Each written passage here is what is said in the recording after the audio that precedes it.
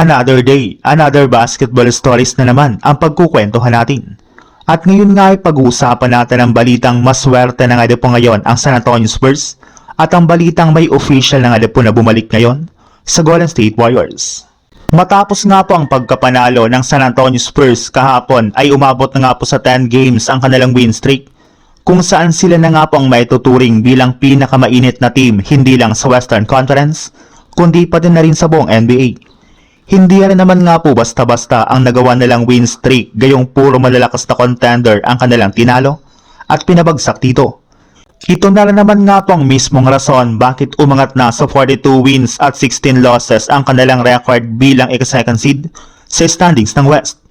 Pero hindi lang naman nga po ika-top 2 ang pinakamataas na pwesto na maring makuha ng Spurs. Dahil abot kamay na rin naman nga po nila ang ika-first seed at maungusan dito ang ating defending champions na OKC Thunder na kasalukuyan nagkakaproblema ngayon sa kanilang mga players sa sunod-sunod na pagkakaroon ng injury.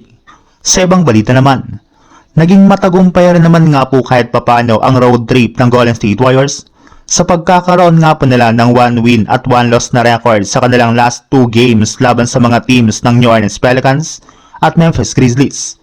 At pagkatapos nga po ng kanilang road trip ay babalik na nga po sila ngayon sa Chase Center para sa kanilang 2-game homestand.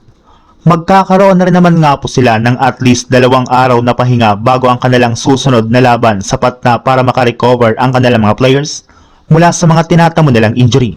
Inaasahan na rin naman nga po na makakapaglaro ng muli next game ang kanilang big man na si Kristaps Porzingis.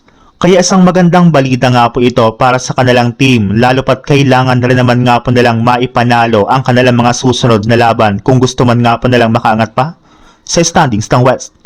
Hindi na rin naman nga po nagkakalayo ang kanilang record sa ibang team, kaya once nga po na makumpleto ang kanilang lineup ay mas lalakas pang lalo ang kanilang kupunan.